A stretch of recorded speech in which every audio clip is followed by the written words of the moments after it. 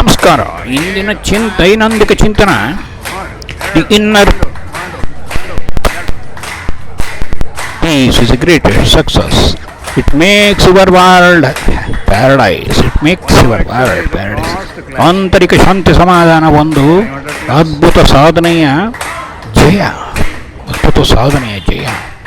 ಅದು ನಮ್ಮ ಹೊರ ಜಗತ್ತನ್ನು ಸುಂದರವಾಗಿಡುತ್ತದೆ, ಸ್ವರ್ಗ ಸದೃಶವನ್ನಾಗಿರುತ್ತದೆ. ಅಂತೆಯೇ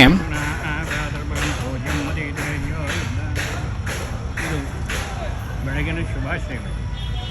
ಇದು ಶಂಕರಮಠ, ಆವಣಿ ಶೃಂಗೇರಿ ಶಂಕರಮಠದ ಎದುರುಗಡೆ ಇರುವ ಸ್ವಾಮಿ ವಿವೇಕಾನಂದ ಸ್ವಾಮಿ ವಿವೇಕಾನಂದ ಪ್ರತಿಮೆ. ಪ್ರಪಂಚದ 40 ಎಷ್ಟೋ ಸಿವಿಲೈಸೇಷನ್, 48 ಏನೋ ಹೇಳ್ತಾರೆ, ಅಥವಾ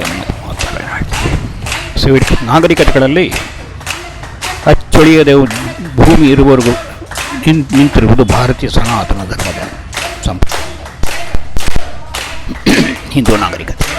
ಯಾಕೆ ಇಲ್ಲಿ ಹೇಳುವುದು ಎಲ್ಲ ಕಣಕಣಗಳಲ್ಲಿ ಭಗವಂತನ ಸ್ವರೂಪ.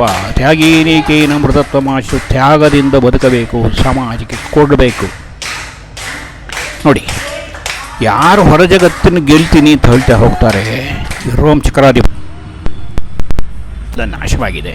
ಗ್ರೀಕ್, ಇದು ಅಲೆಕ್ಸಾಂಡ್ರಿಯಾ, ಯಾವುದೋ ಇದೆಯಲ್ಲ, ಈಜಿಪ್ಟ್, ಏನು ಯಾವ ರಾಜರು ಏನು ನಾಗರಿಕತೆ ಇತ್ತು ಯಾರಿಗೂ ಗೊತ್ತಿಲ್ಲ. ಭಾರತದ್ದು ರಾಮಾಯಣ ಮಹಾಭಾರತದ ಕಾಲದ್ದು ಇನ್ನೂ ಎಲ್ಲವೂ ಇದೆ. ಯಾಕೆ?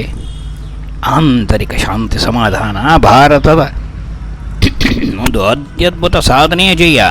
ಹಾಗಾಗಿ that is why we have maintained external world paradise. ನಾವು ಸ್ವರ್ಗ ಸದೃಶವನ್ನಾಗಿ ಇಟ್ಟುಕೊಳ್ಳುವ ಒಂದು ಹಾದಿಯಲ್ಲಿ ಇದೆ.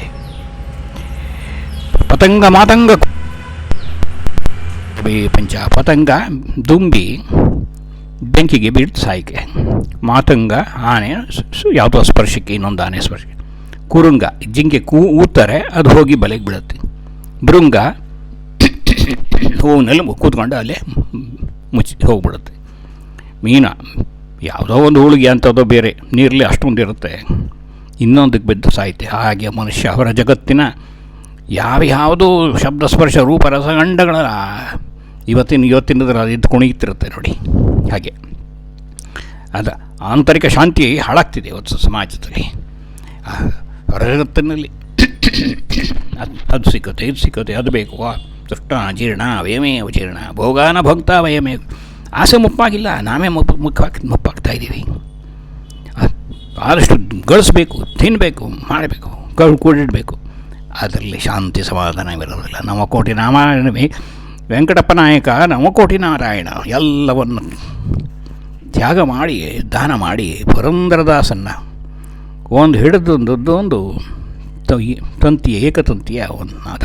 ನನ್ನ ಭಾಗ್ಯ ದೊಡ್ಡದು, ನಿನ್ನ ಭಾಗ್ಯ ದೊಡ್ಡದು. 4 ಲಕ್ಷ ಕೃತಿಗಳನ್ನು ಮಾಡ್ತಾರೆ, ಹೇಳ್ಕೊಂಡು ಹೋಗ್ತಾರೆ. ಬೀದಿ ಭಾಗ್ಯ ದೊಡ್ಡದು. ಭಗವಂತನ ಹೇಳ್ತಾರೆ, ನನ್ನ ಭಾಗ್ಯ ದೊಡ್ಡದು. ರಾಗಿ ತಂದೀರ ಭಿಕ್ಷಕ್ಕೆ, ರಾಗಿ ತಂದೀರ. ಯಾವ ರಾಗಿ? ಭೋಗ್ಯರಾಗಿ, ಭಾಗ್ಯರಾಗಿ, ಭಾಗ್ಯವಂತರಾಗಿ, ಅನ್ನದಾನವ ಮಾಡುವವರಾಗಿ, ಎಲ್ಲ ಗುಣಗಳಿಗೆ ಅಂಥ ಗುಣಗಳನ್ನು ಪಡೆಯುವರಾಗಿ ಅಂತ ಹೇಳ್ಕೊಂಡು ಹೋಗ್ತಾರೆ. This is the magnanimity of Indian culture. ಇವಾಗ ರಮಣಮಹರ್ಷಿಗಳು ಪಾಲ್ಬ್ರಂಟನ್ ವೈಸರಾಯ್ ಹೋಗ್ತಿದ್ರು. ಅವ್ರನ್ನ ಪ್ರಶ್ನೆ ಕೇಳಬೇಕು, ಏನು ಇಷ್ಟು ಸಂತೋಷವಾಗಿರ್ತಾರೆ? ಹೋದಾಗ ಅವ್ರ ಮುಖ ನೋಡ್ತಿದ್ದ ಹಾಗೆ ಅವರು ತನ್ಮಯರಾಗ್ಬಿಡೋರು. ಯಾಕೆ?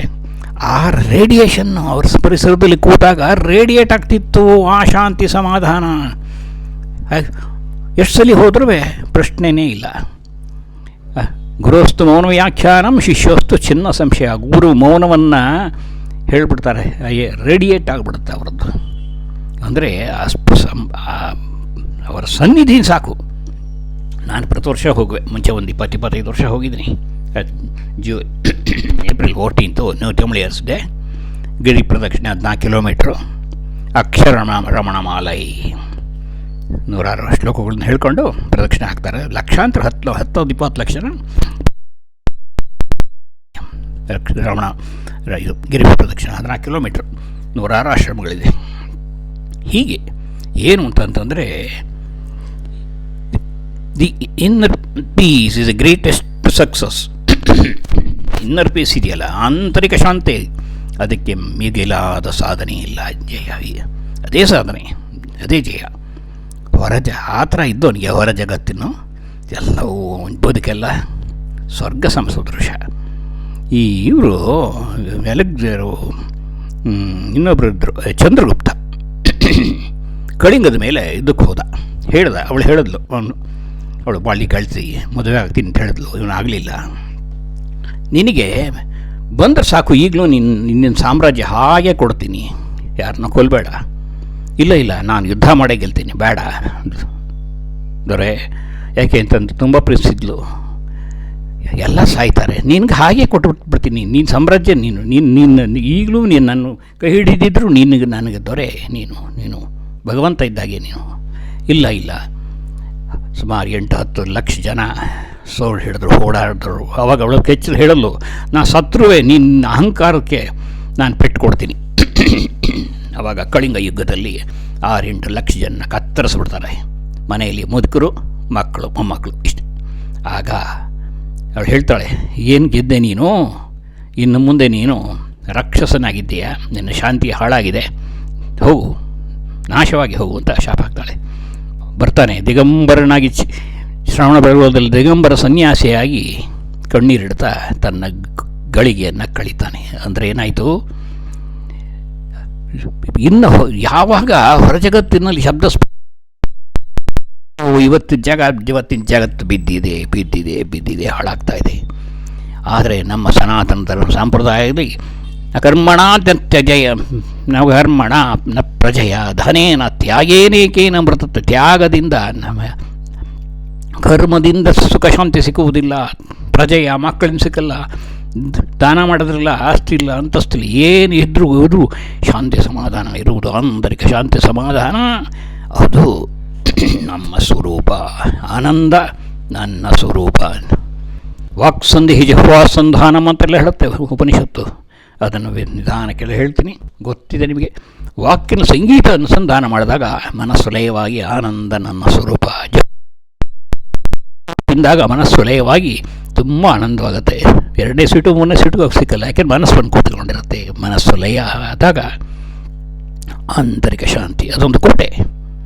ಒಬ್ಬ ಹೋಗಿದ್ದಂತೆ, ಅವನು ಕೋಟೆಗೆ ಹೋಯ್ತು ಒಂದು ಊರಲ್ಲಿ. ಆ ಕೋಟೆ ಗೋಡೆ ಹದ್ದು ಅಂತ ಬೀಳ್ಬಿಟ್ಟ, ಆಚೆ ಕಡೆ ಬರಲಿಲ್ಲ.